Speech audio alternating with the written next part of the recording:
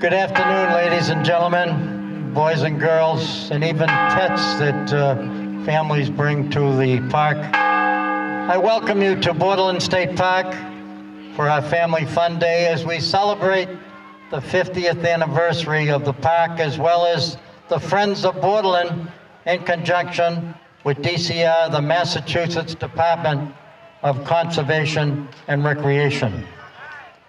My name is Dave Clifton. I'm happy and honored to be your Master of Ceremonies today as I introduce our speakers. Isn't it nice to have a state park on the property here in the town of Sharon and the town of Easton? A place where we can walk a trail, run a jog, maybe toss a frisbee. How about bringing a family for a picnic? Or maybe it's visiting the mansion.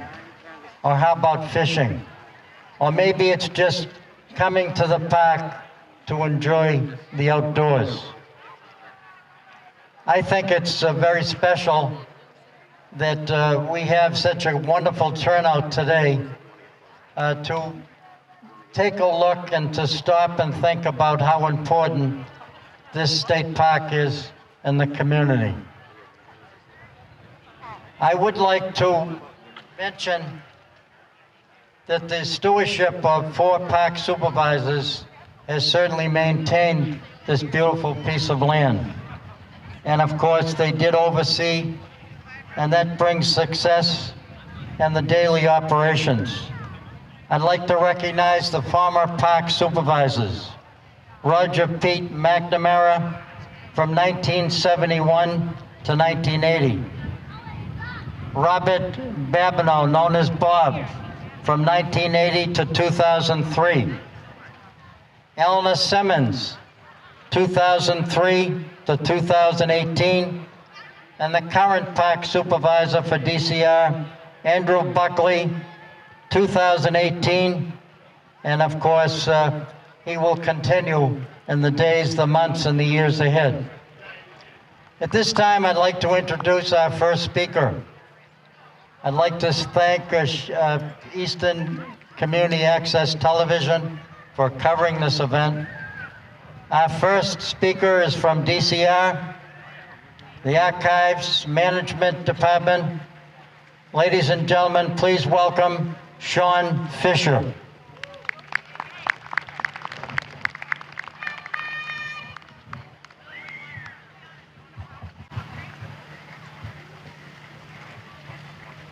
Thank you. I've been the archivist for 30 years at DCR. In 2010 and then again in 2019, I visited the park office here at Borderland State Park to review records in the office since the 1970s and to determine what was a permanent historical research value and transfer these records to the DCR's in-house agency archives. 1 year ago, after a year-long planning process, DCR transferred its in-house archives, spanning 4,000 boxes, to the Massachusetts State Archives, the final repository of permanent archival records of state agencies, but with DCR retaining day-to-day management of these archival records of DCR and its legacy agencies. Today, at the DCR Cultural Resources table, which is a tent opposite the antique cars, you can see and review digital printed examples of the agency-created planning documents, reports, and photos, and booklets regarding Borderland State Park that were salvaged from this office. But also equally important are the permanent archival value are records of the Friends of Borderland, some of which were found here in the park office and also added to the archives. Today's table also includes some key founding documents from the Friends. The Friends of Borderland has the distinction of being the very first Friends group created and incorporated to support a Massachusetts state park. During the past 50 years, the public has created many friends groups for our state parks. Many continue to thrive, while others have come and gone. And lastly, I'd like to read you from the 1972 incorporation documents. The purpose of the Friends shall be to assist wherever possible in the formation and operation of the state park at the Oaks Ames estate called Borderland, located in Northeaston and Sharon. The corporation shall promote the wise use of the natural and historical resources of the park, foster its use and enjoyment by the public with protection and preservation of the environment of Borderland, and to engage in such educational, scientific, civic activities as will assist the state in the formation and operation of the park. Thank you, friends.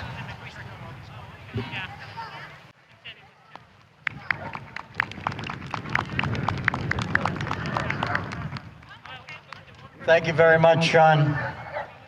Ladies and gentlemen, our next speaker is the grandson of Blanche and Oak Ames, the first president of the Friends of Borderland State Park.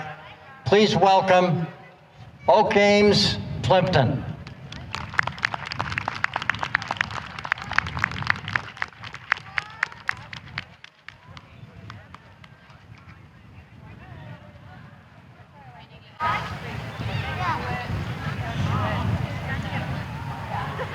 Thank you.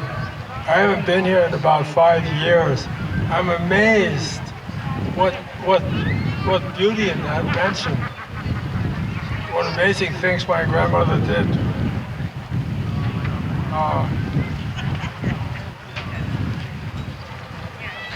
Oh, yes, I didn't stay president too long of Friends because I asked Pete McNamara one day whether the tractor was useful. He said, not especially.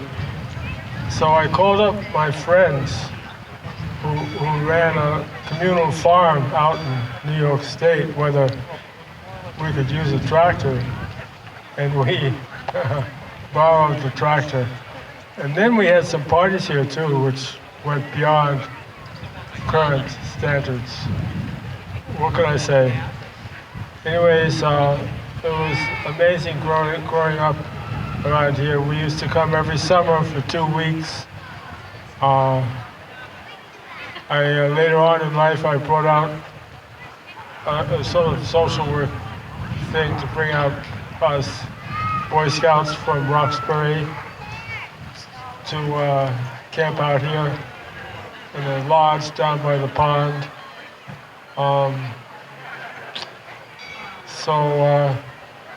And we've come back off and on to play and hang out here. Because my grandfather was kind of distant and stern, but my grandmother was certainly alive. Oh, my grandmother and I watched TV one day when she was in her 90s with TV dinners, can you believe? And watched Ted Williams hit his last home run on TV. Let's see, what can I say? There's some nice books around. My grandmother's women's suffrage cartoons. We didn't really realize how important that was, taking place before our time. There's also various pamphlets with their art, orchid drawings, Orchids at Christmas it's called. You can get them up at the gift shop. Just for the heck of it, a friend in Arlington took me out here for disc golf. Of course, my grandfather, they did have some, they did play golf, and they had a couple of golf holes around here. I don't think my grandfather would have approved of disc golf, but it is a cool sport. And this friend took me around, and as we went down part of Borderland I hadn't really been to before, we came across a grave for somebody named Wilbur. And I should tell the tale of my uncle coming here on his 93rd birthday, and all surrounded by his family and other people. And a cousin of mine yelled out, somebody was walking behind him, and my cousin yelled out, "Who are you?" And my uncle turned around, and it was a buddy he had as a kid named Ben Wilbur, maybe related to the same thing I'm about to read. And they really greeted each other with, from 80 years of separation. Can you imagine? Anyway, the gravestone down there reads, "As I have paid my debt to nature due, you should be prepared to meet your maker too." Rhyming. This is a book of poetry I wrote. So you're certainly welcome. It's astonishing that the house is open the way it is. It's really, and we are just as odd as everybody else, because I haven't been here for about 5 or 6 years, and to see the paintings that my grandmother did and all the history that's there, Benjamin Butler, is kind of overwhelming. But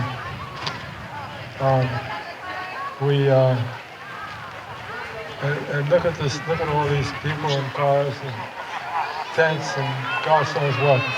Paul, you are to be congratulated for sure.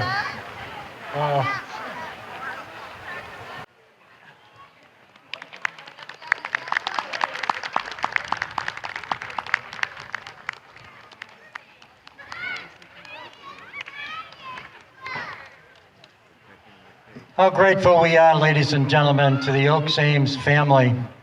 Dating back to 1906, when the family decided to purchase the property. They purchased the property for their children and their grandchildren, and it was in 1971 that they decided the 12,500 acres would be much better used by the people that live here in the Commonwealth. So the state park ended up right here in the Sharon Easton line. It is a terrific piece of property. And we are forever grateful to Blanche and her husband for making that possible. At this time, I would like to, on behalf of the Friends of Borderland State Park, as well as the state, to all the volunteers who have given their time above and beyond the call of duty. They have shared their time, their talent, their ideas, their resources, and even their funds to make sure that people had the opportunities that they have here at Borderland State Park. Our next speaker is certainly a familiar name. He's the second park supervisor here at Borderland State Park. He still finds a way to stay active at the park. Ladies and gentlemen, Robert Babineau.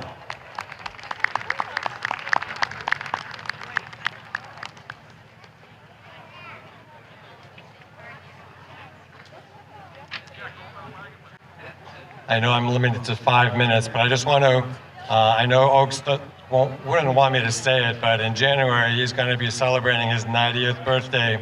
So he's not listening. Good. Happy 90th birthday, Oaks.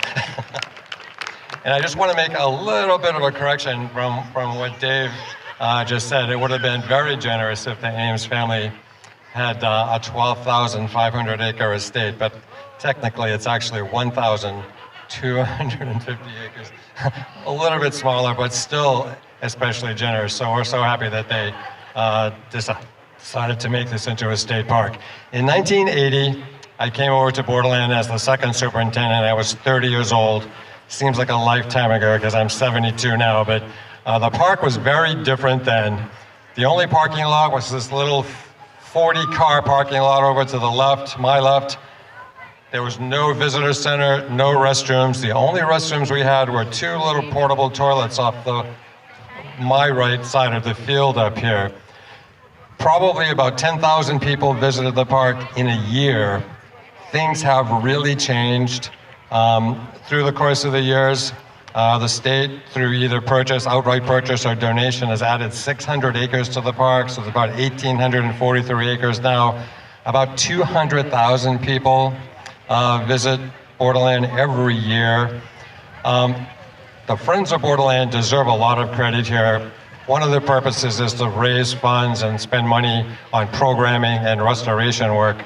The mansion that's behind me in 1971, when it became a state park, was a little bit run down through no fault of the family. One of the things that we've learned is that no one in New England should ever build a building with a flat roof. There are lots of leaks in the house.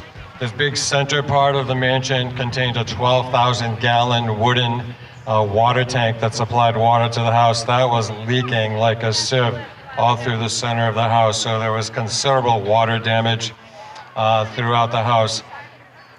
Added to the south side of the house, the opposite side from where we are, floor-to-ceiling windows, which let a lot of light in, but they also caused allowed a lot of sun damage to destroy curtains and draperies, fade furniture, fade and basically destroy fabric on couches and things like that. The Friends of Borderland, through the years, through soliciting and collecting donations from hundreds of people every year, from their memberships, from doing tours in the mansion. In the 23 years that I was the superintendent here, the Friends of Borderland spent $103,000 restoring furniture, paintings, draperies, cleaning rugs, cleaning and conserving paintings.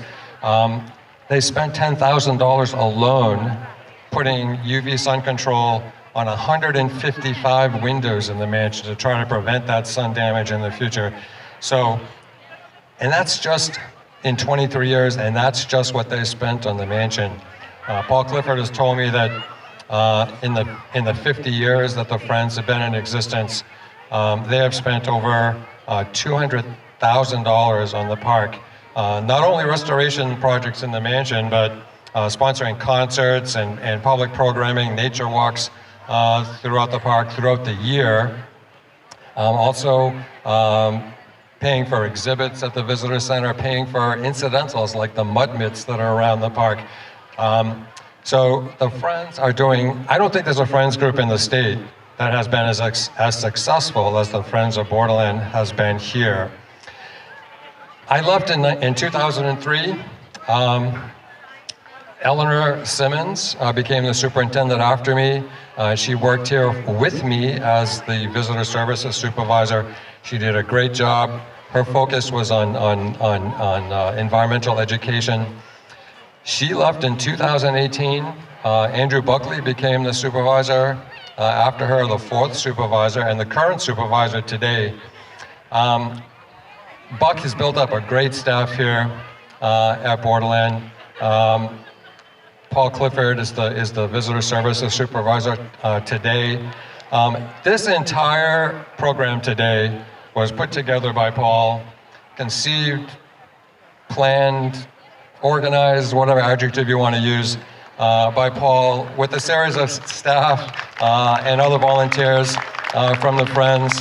I have to also give credit to Dale Thistle for organizing the antique car thing, but Borderland State Park right now, you know what, there's only two full-time people working here, Buck and Paul.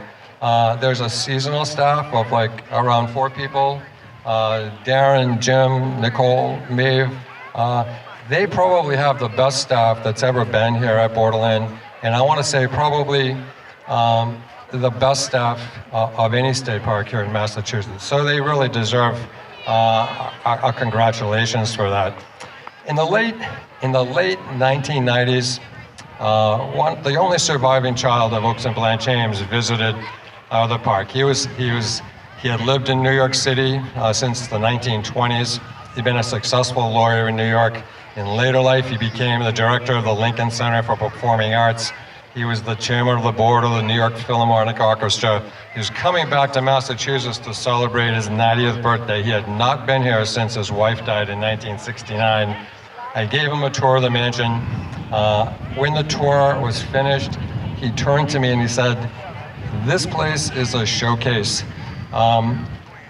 It doesn't look anything like it was in the condition when my mother died." That probably, and he also said that visiting the mansion and visiting the parts of the park that he did walk at, he said it validated his decision, along with his brother and sisters, to sell the property to the state. So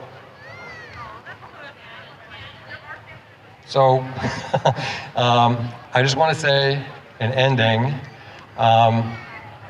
Oaks and Blanche had always intended that they had wanted this property to be conserved as open space, as not a game preserve, but as a wildlife preserve, a wildlife sanctuary. Their children, their 4 children, carried out that wish, and I think today the 1,843 acres and the 200,000 people that visit here at Borderland should be thankful for the family for their foresight in creating and actually creating this state park. So that's it for me. Thanks, folks. Thank you so much. I think I went over my 5 minutes.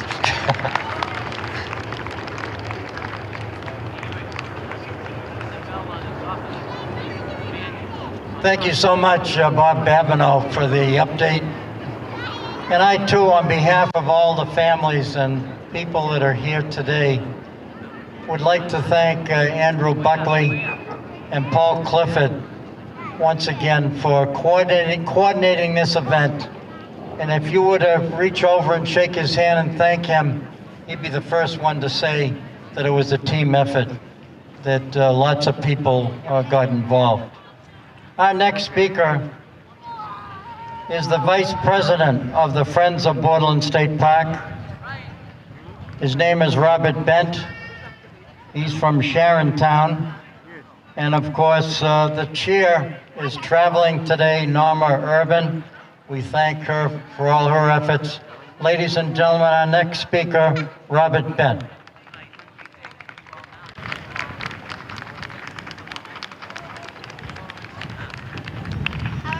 Hello, everybody. It's a beautiful day. So glad everyone was able to come out and enjoy this incredible event. Friends of Borderland's president, Norma Urban, unfortunately was not able to be here today. She is celebrating her 50th wedding anniversary. So we have to, sorry that she was not able to coordinate that. She did ask me to read the special message that she put together. I would like to thank you all for coming and would like to extend my thanks to some people from DCR who have worked with us for many years. Through their support, dedication, and help, we have built a long-lasting and productive relationship. Thank you, Buck, Paul, Jim, Darren, Stan, Ken, and Steve. You are the best. Thank you to the directors of the Friends of Borderland and to the officers, Robert Bent, Vice President, Beth Smith, Secretary, Jeanette Kamara, Treasurer. Also, thank you to our new as well as long-standing dedicated volunteers who keep it all together. You are all enormously appreciated. To our membership, your loyalty and generosity is what has kept us, which has kept us going. Happy anniversary, DCR, Friends of Borderland, and to Oaks Plimpton, our founder and very first president who started it all. Thank you so much.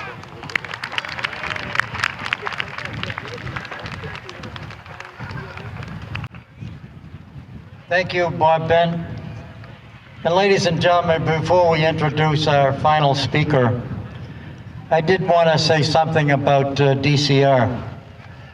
I always thought it meant Dave Clifton Recreation, but it doesn't. It means the Department of Conservation and Recreation. The Department of Conservation and Recreation is steward to one of the largest state park systems in the country.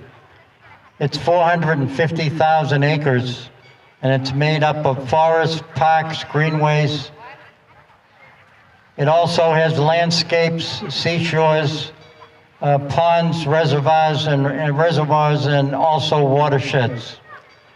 Ladies and gentlemen, our next speaker is from the Department of Conservation and Recreation. She happens to be the Deputy Commissioner. How lucky we are to have her today. The Deputy Commissioner for Conservation and Resource Stewardship, a past president of the National Association of Park Directors. Ladies and gentlemen, Priscilla Geigis.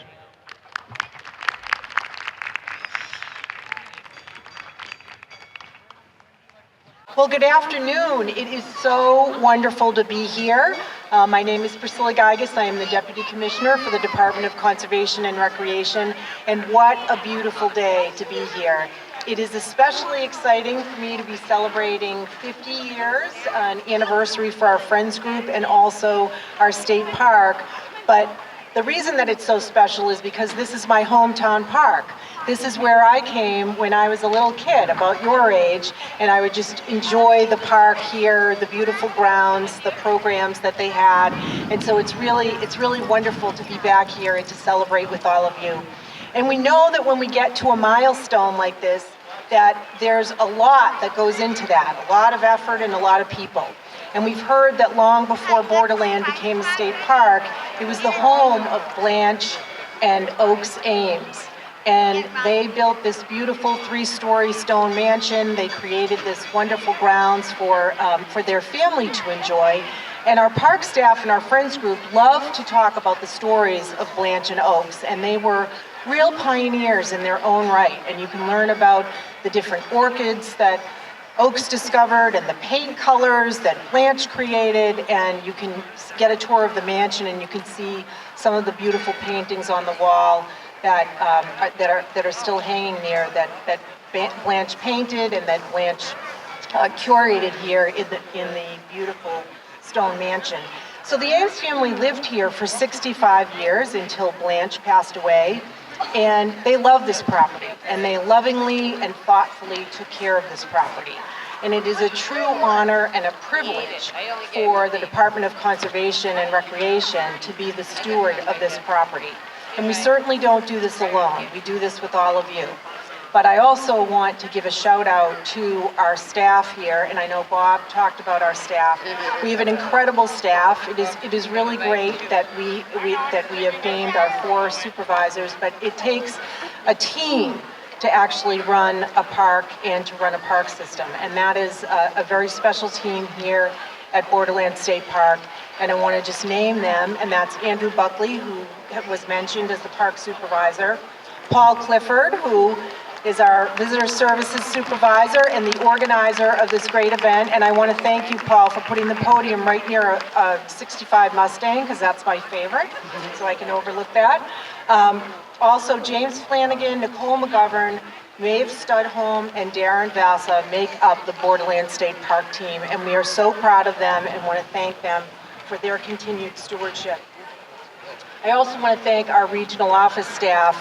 Amy Wilmont is here, who is head of our visitor services for the region and loves this park and has been instrumental in programs here. So I want to thank you for being here, and all the other staff that have helped out here today, and our leadership in the region, Susan Kane, and also Steve Duty, our assistant regional. But as I said, it takes many people, not only the park staff, but also a great Friends group. And so in 1972, the Friends Group was incorporated. That group was started by Oaks, Ames, Plimpton, who we are so, so grateful to have here today. Wonderful. And that from the beginning, the Friends of Borderland have been an incredible partner to DCR, really a model throughout the state, giving of their time, their talent. You've heard about their incredible resources, the money that they have poured into programs and projects. But I want to say thank you for all the time that they have put in, because you know, you can always make some more money, but you can't make more time. And so giving your time is really special to the things that you really believe in. And it is clear that the Friends are passionate about Borderland State Park. So over the past 5 decades, millions of visitors have come here to see this park, to learn about the Ames family, to be stewards of this park with us. Some people have come as a destination park, others, like me, as a close-to-home park, and everyone has really felt the magic and been inspired by the stories and by the grounds. This is a beautiful, beautiful park with 1,800 acres, places to explore. We have a disc golf course, that's the first in the state. We have a beautiful mansion, and it is really a wonderful place to be. And we have seen that, especially during COVID, we have seen that people want to be outdoors. They want to connect with nature. They want to learn about the history. They want to participate in programs. And I think that this is a testament to all of that. Our constituency is growing not only for Borderland State Park, but also for state parks in general. And I also want to give a shout out to our team here at Borderland, and also the Friends for the projects that they worked on in anticipation of the anniversary. The cleaning of the historic rug in the dining room and the beautiful landscape improvements were part of DCR's partnership matching program, and they are really, really terrific. And so we want to thank you for that. So with an anniversary, you present a proclamation. So as I present that proclamation, I wanted Bob Bent to come up and to help me with that.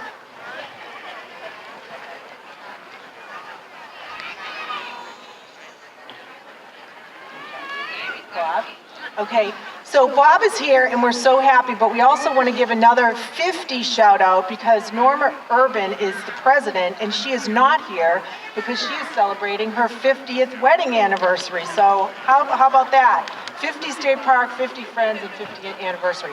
So Bob, before we present this proclamation, I wanted to just give you this certificate of appreciation on behalf of all of us at DCR, presented to the Friends of Borderland, and it says, for your dedicated efforts on behalf of Borderland State Park, including working to promote and conserve its natural, scenic, and historic resources, fostering its use and enjoyment, and engaging in educational, scientific, and charitable activities that assist the Commonwealth of Massachusetts in continuing to steward this very special place for current and future generations. So please accept this on behalf of all of us.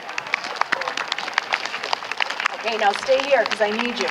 So with the proclamation, we need your help because on a day like this, it is very fitting to read the proclamation from the governor, but there's a lot of whereases. So when Bob and I go like that, you have to say whereas, and then I'll read the rest, okay? So, whereas, okay, good. Borderland State Park in the towns of Sharon and Easton was officially formed by the Commonwealth on December 23rd, 1971. On that day, from the Blanche and Oaks Ames descendants, the original estate of over 1,500 acres of land, 4 ponds, carriage paths, fields, 3 farmhouses, a stone lodge, and a 22,000 square foot mansion with over 10,000 items inside was acquired for the enjoyment of all. And this lavish estate, complete with a mansion, athletic facilities, gardens, and outbuildings, all connected within an impressive landscape design, is listed on the National Historic Register. And Borderland State Park is one of only 4 intact estates within the Massachusetts State Park System. And acquisition of this Borderland State Park by the Massachusetts Department of Natural Resources Division of Forests and Parks at the time meant the assured conservation in perpetuity of its historic, natural, and recreational resources. And in 1972, descendants of Blanche and Oaks Ames, along with the local environmentalists and historians, created the Friends of Borderland with the goal of assisting the Commonwealth in preserving and protecting the natural and cultural resources at Borderland State Park. The Friends of Borderland was the first Friends group of its kind, creating a symbiotic relationship with the Commonwealth for the betterment of the park and its rich history, and paving the way for other Friends groups to assist state parks throughout the Commonwealth. And the legacy of dedicated stewardship through the past and current efforts of the Department of Natural Resources has endured and continues to this day, both physically and spiritually. And this state park is today owned and managed in perpetuity on behalf and with the support of the citizens of the Commonwealth of Massachusetts Department of Conservation and Recreation. It's representative of the 500,000 acres of protected park, forest land, and watersheds within Massachusetts that make the Commonwealth outstanding among the states in ownership and management of public land. And enjoyment and appreciation of Borderland State Park and other public lands are an important resource for the well-being of all citizens and the wealth of life that it supports therein. And this year, 2020, marks the 50th year anniversary of Borderland State Park and the Friends Group. So now when I say proclaim October 8th, 2022, you say Borderland State Park Day, okay? So ready? Now, therefore, on behalf of Charles D. Baker, Governor of the Commonwealth of Massachusetts, I do hereby proclaim October 8th, 2022 to be awesome! Great! And this is thank you.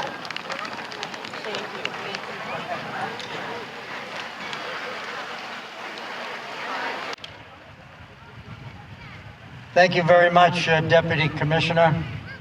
That ends the speaking part of our program. And folks, we'd like to give a shout out and a thank you to all the legislators who have been very supportive of Borderland State Park. Our state senators from both communities. We certainly would like to thank our select boards from both towns. We see the fire and police here doing their thing. We hope that you enjoy the park, and service has been a very important part of how things happen here at Borderland State Park. The best way to find yourself is to lose yourself in the service of helping others. Ladies and gentlemen, we're going to kick it off with